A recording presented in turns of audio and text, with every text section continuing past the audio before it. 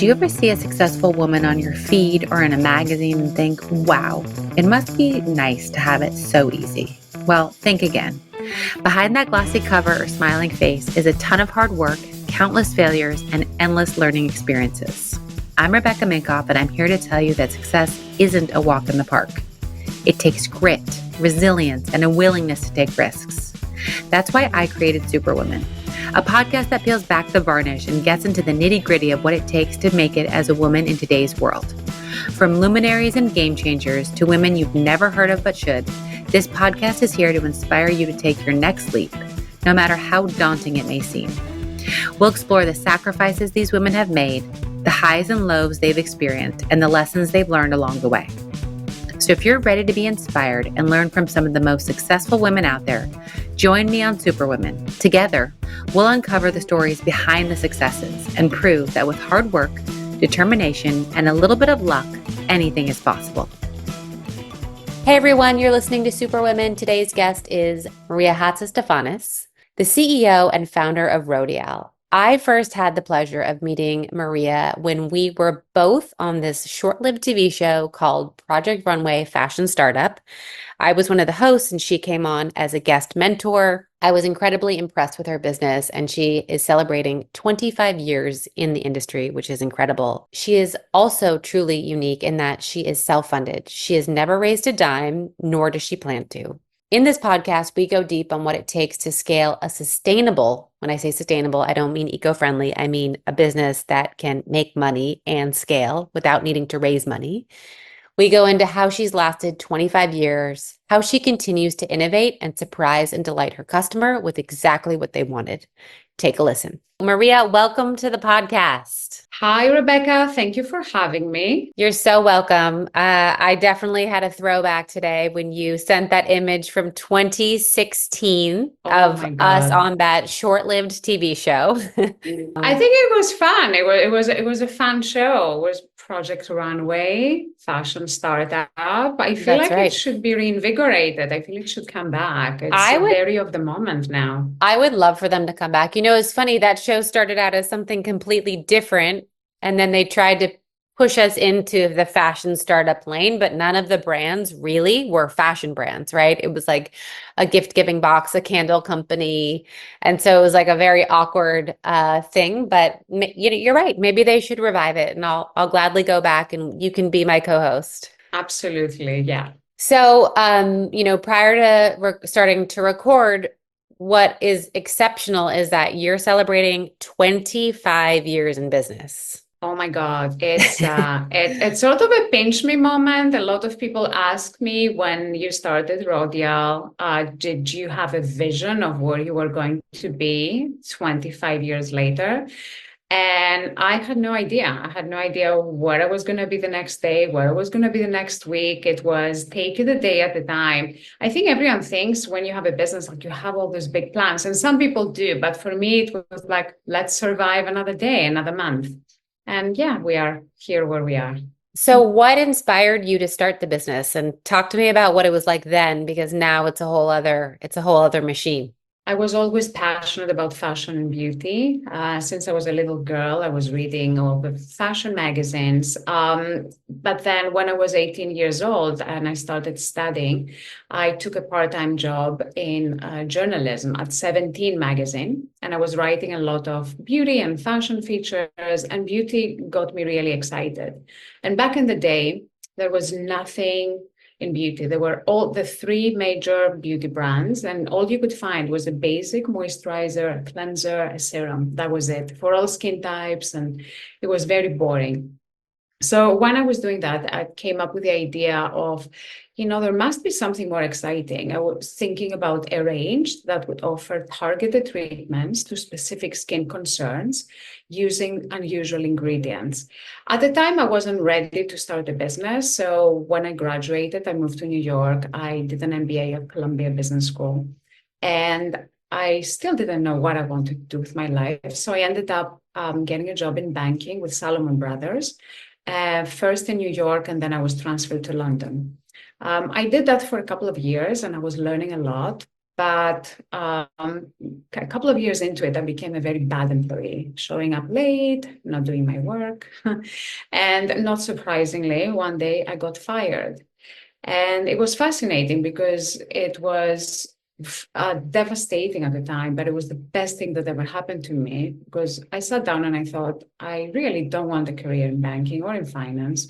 What is it that I want to do with my life? And it was that moment that I thought, going back to my days at 17 magazine and working in beauty and loving that space. And that was the moment that I was actually ready to start my own business. And that's when I started Rodial. How did you start the business? Was it in your kitchen? Did you already have ideas for product formulation? And what was that initial investment like? So the first thing I did was go around the world, visit trade shows, and put together a team. I needed to find a lab, a packaging manufacturer. I needed to find designers. So the first few months were just researching.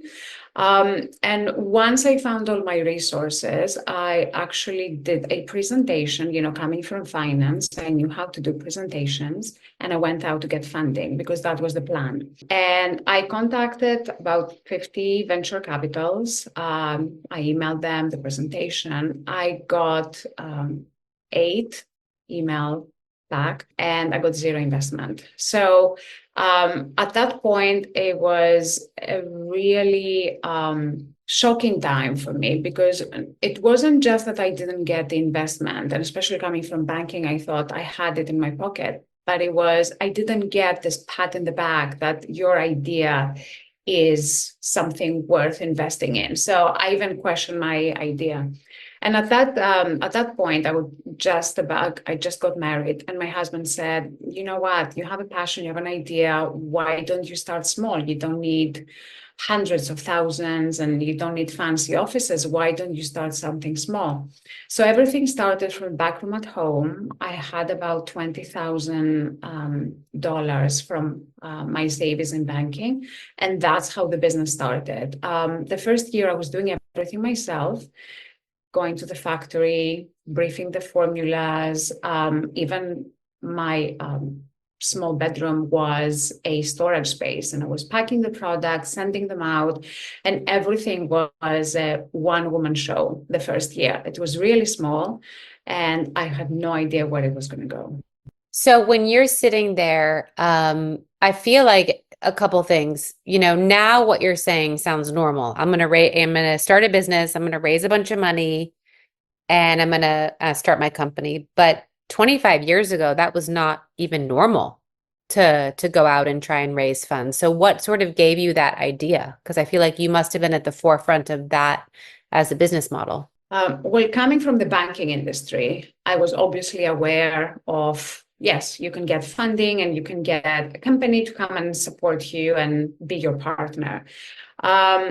The problem was that back in the day, I mean, I know people talk about not a lot of female businesses are getting funding these days, but imagine 25 years ago. Yeah, even less. That was really bad. That was even less. So, it was the way to go. Like every company needs to start with getting some investment, and that gives you fire, makes you grow faster. But for me, not having funding was actually a great training into being the businesswoman and the leader that I am today, because I had to do everything. I didn't have the luxury of starting a business and immediately hiring a team and a board of directors and having all those amazing resources that are available to you when you have funding. I didn't have any of that. So I had to learn accounting. I had to learn customer services. I had to learn going to the factory and sorting out production. I had to learn going to the warehouse and mail orders. So I had to learn everything. And I am grateful for that, because right now I feel I have full control of the business. I mean, we're now much bigger, we're 100 people, but I know that any area or any problems that arise, I've gone through that in some capacity and I can go and have an opinion. So it wasn't great not to have investment, but in hindsight, it really helped me be who I am. Yeah. I echo that because I didn't have investment in the beginning at all. And so I think that having to learn every role of the company, know you can do it, set up the trade show, sell at the trade show, enter the orders, collect the funds, run the credit cards, buy all the materials, it really makes you a much smarter and better entrepreneur. So, what would you say your biggest lesson at that time was that you didn't expect to learn? The biggest lesson is for me, the team around you and the people around you. And even though I didn't have the resources to hire a massive team, I found that every time I hired this one person with a budget that I couldn't afford at the time, this is what grew the business. So my first hire was a sales manager. And again, she came in with a salary that I couldn't afford, but I felt this is going to be crucial for the business. Let me invest in that person. And I do believe that we're going to get the return on investment. So for me, it was all about investing in the right people, strategically in the right team. And also, the other lesson, and I see a lot of companies struggle right now, is they invest in things that don't matter. You don't need fancy offices when you're a startup. You Right. don't need expensive furniture. You don't need all this. To succeed, you have to sell product. You have whatever you're producing, you have to sell. Sales is everything. So everything that we all do, it needs to be driving sales, or else why are we doing it? So for me, hiring the right people was very crucial in the beginning. Yeah, I love that you say that because my brother didn't take a paycheck. I made $23,000 a year, and our first hire was a salesperson who we couldn't afford. And we said, okay, well, I guess, my brother's like, I'll continue to not get paid. And I was like, I'll continue to make this 23 grand a year. And we gave her the money. And, she took our business from 1 million in sales, through its 100 million in sales at the time. So that person can be a good investment if you can sacrifice it sometimes. Tell me about being self-funded and the challenges with that. I think we are at a day and age where every person I meet is fundraising. They are never looking at building a sustainable, margin-friendly business that maybe grows slower, like you've been around for 25 years. But I'd love to hear that because it's a breath of fresh air, to be honest. And I'd love to dive into, that decision. What has made it hard? What has made it better? I feel it's always a challenge when you read and you see everyone around you getting investment. And it's also something that's celebrated. You read in the news today, congratulations, this company raised their second round, the third round. So it sounds like a big achievement. And this is the world around us celebrates fundraising. That is the issue. And for me, over the years, we have had people approach us. So it's not that we haven't had the opportunity, but it was never the right partner or the right time. So we at the beginning, we didn't get the investment because we couldn't. And then later on, we didn't want to, or it wasn't the right fit.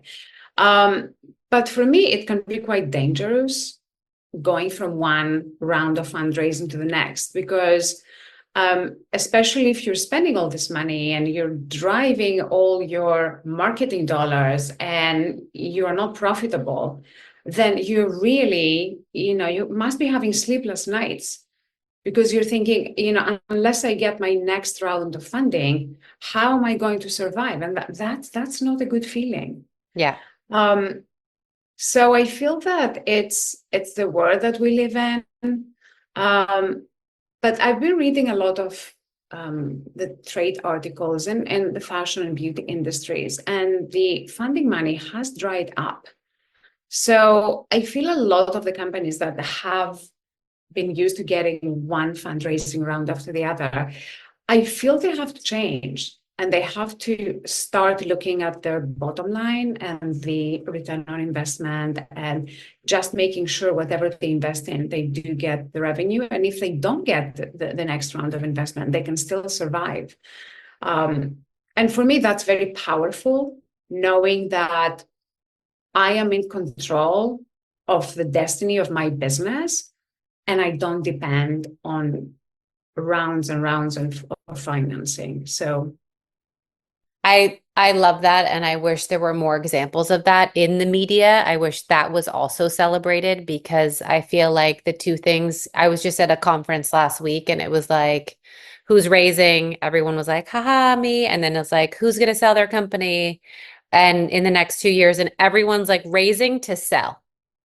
And I feel like you build a different company with that as the initial purpose versus this is my dream. This is, a healthy way to exist. And if I sell, great, but like I'm going to build a healthy base, which you've clearly done, being that you've been around for 25 years and you're all over everywhere I shop. That's where you are. So Thank you for that. And also it's a good message for young entrepreneurs out there because they're very disappointed. And if the reality is not every company is going to raise money. mhm. That is the reality. And if they don't, they feel they've lost everything and there's no future. And I feel some of us who haven't gone through the startup with investment have to show everyone the way that, yes, you can do it. There is a different way and it's harder. It's a harder road to success, but you can do it. You don't always need that investment. But yeah, we agree on that, Rebecca. So let's talk about the constant need to reinvent or stay relevant. I feel it at 20 years old, right? With my brand, you're 25. I feel like I have to be almost like Madonna, right? Where you're like, we're here, we're still here, we're lasting. So I would love to hear your perspective on that and how you continue to keep Rodial fresh and in the minds of consumers. Rebecca, I wake up every day and this is what I think. What is the innovation that we can come up today and revolutionize the world of beauty again? So with us, it's been, it all started when I first launched this product called Snake Serum. And that was year 5 of being in the business. And that was the first product that put Rodial on the map. And Rodial became well known on our ingredients, on using very high-tech, innovative, but very out there ingredients. We continued a couple of years later with the dragon's blood. Then we launched bee venom. And we went on that path of those ingredients that everyone talked about. There were conversations that were going viral. Even at the time that we didn't have social media, they were going viral with the press. And then lately, the way that we've pivoted from everything that we've done over the first 15 years was to think, what does our customer really want? We know who is the Rodial customer. She's between her 30s and mid 50s, and she is dynamic. She's a mom. She's a busy woman. She doesn't have hours to sit down and do her makeup and do that smoky eye. 100-step routine. Yeah. Exactly. So instead of thinking, oh, let's come up with this fancy product that can be viral, let's just sit down and think, what does our customer want? What is her lifestyle? What is she missing? And the next step for us was to take skincare into complexion and come up with a handful of products that our customer can use within a few minutes every morning, put herself together and look flawless. And that's how one of our best sellers called Banana Lowlighter came about, which is, it's an under eye concealer, brightener, sheer product. It's amazing. It's such a unique product. And that was our first product that took us away from skincare and into makeup. And it wasn't just, oh, let's just come up with a product. It's the product that our customer wanted and needed. And we knew that it would do really well. And after that, we expanded the range. We've done the peach lowlighter, and recently we launched the latte lowlighter to go up a few more shades. Then at the same time, we launched a lip oil. And I know there's a lot of lip oils, but with ours, it's not sticky. It has vegan texture. It has collagen. It has all that stuff. It's amazing. And that's another product that has really taken off. So for me, it's all about going back to our customer, knowing who she is, and creating products for her rather than creating a product for the sake of creating a product. Like a lot of people have come to me and said, oh, Maria, why don't you do hair care? Maria, why don't you do a Rodial fragrance? It's because this is not right. And it's one thing coming up with new product categories and expanding the range and saying, I'm doing all those products, but it's another thing. Do we really need it? Are we going to be the best people who are going to be producing this category? So for us, complexion has been the pivot from skincare and has really resonated with our customer. And this is where we will be innovating right now and just finding pockets of innovation that no one else is covering and our customer needs, and we go and we come up with a product. I love that. What would you say your North Star is in terms of purpose? Because again, I think it's still fresh in my mind, having been at this conference where it was just about selling, scaling and selling. So what's your personal purpose through Rodial and your goals with it? It's twofold. One is offering the best products that we can for a customer, for the busy woman, which I feel I am one of them, you are one of them, the busy woman who doesn't have hours to do her skincare and makeup. We come up with a capsule collection, products easy to use. And so one of our purposes is to our customer, and the other is to my team and everyone who works in the business. I want to give everyone the opportunity to develop their career. We've had people who started as a receptionist and 10 years later, they're running the communications department. I want to mentor people. I want to grow them within the business, and I want them to come in every day and feel excited to work for Rodial. So for me, my purpose is to do the best that we can for our customers and the best that we can for our team, who is very crucial to where we are today. I love that. What would you say as a founder woman, what gets you through the tough days? Because there's no shortage of them. And what do you do outside of Rodial that fuels you? So it's interesting because I talk about it on my second book, How to Make It Happen. A few years ago, we almost went bankrupt. And we stretched ourselves. We placed a lot of orders and we got too much stock anyway, I'm not going to go into detail. That's another podcast, but this is a good one for that. I'll tell you, you can share the ugly. It was one of the most devastating times in my life, and I've made a mistake. I trusted some people in the business who were seeing dollar signs everywhere, and we committed to some massive product expansion that wasn't right. I felt it in my gut, but I said, let me go with the flow.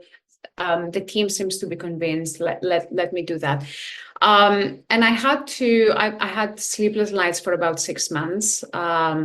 I had to call every single supplier and ask for payment terms. We couldn't pay the suppliers.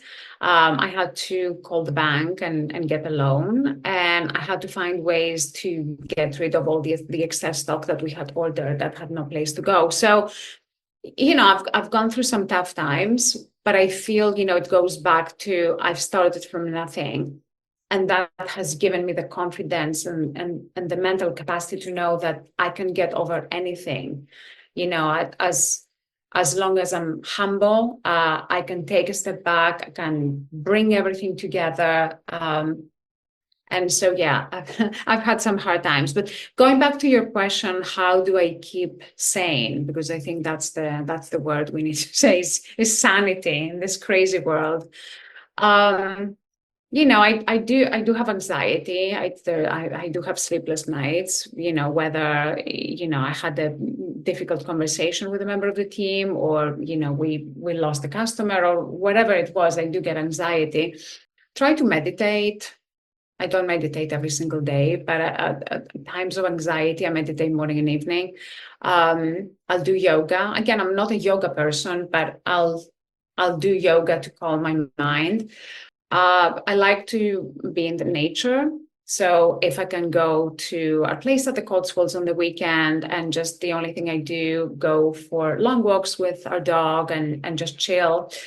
Or if I'm in London, I'm going to walk into Holland Park and just sit on a bench and take the nature and decompress like that, go have a massage, some acupuncture. So I do have all my resources. So depending what I'm going through, it's some sort of nature and self-care. And then, always the thought that you have a good night's sleep and tomorrow is going to be a better day. Yeah. Yeah. Sleep, nature. I love it. I'm definitely a big proponent of both of those. So I love to end my podcast with the two questions I ask 99% of my guests, which is, what would we be surprised to know about you? And the biggest piece of advice you'd like to leave my listeners with? What people would be surprised to know is that even though you see me doing a lot with my life, business, going and giving speeches, and I've written 3 books, I'm doing Dragon's Den in Greece, and I'm doing a lot. I'm actually an introvert. And I'm shocked. I'm surprised for sure. I like to be on my own. I like to be just with a small group of close friends, and I feel the most comfortable with. So I go through phases of having to be extrovert for work, but also being on my own. I love that and just quiet time. And my biggest piece of advice in life and in business is say yes to opportunities and figure it out later. And if I have any regrets in life, or sometimes I was offered opportunities and I said no because of fear, because I thought I wouldn't be able to succeed. And those are the things I regretted. And what I say is, if you want to succeed, if you want to grow your business, if you want to be out there, you have to say yes. You have to go out there, meet people, put yourself out there.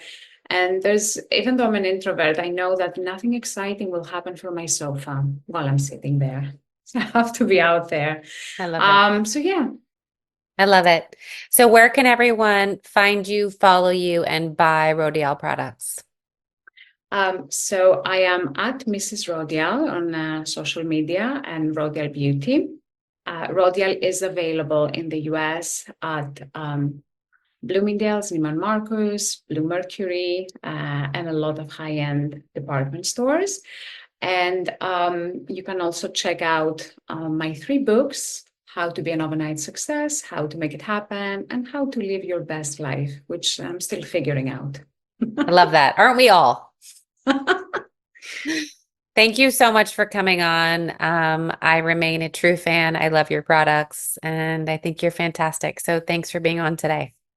Thank you, Rebecca. Really fun. I enjoyed seeing you. You too. I just wanted to thank you guys for listening to today's episode. I also want to ask you to rate and review the show wherever you listen to podcasts. I know it's a pain in the butt, but it actually helps with search and algorithms. So if you love this podcast, it is an easy way to get it more visible and out there. I also want you to follow me on Instagram at Rebecca Minkoff, at RM Superwomen, and be sure to check out my book, Fearless, The New Rules for Unlocking Creativity, Courage, and Success. Thank you again, and you will hear from me next week.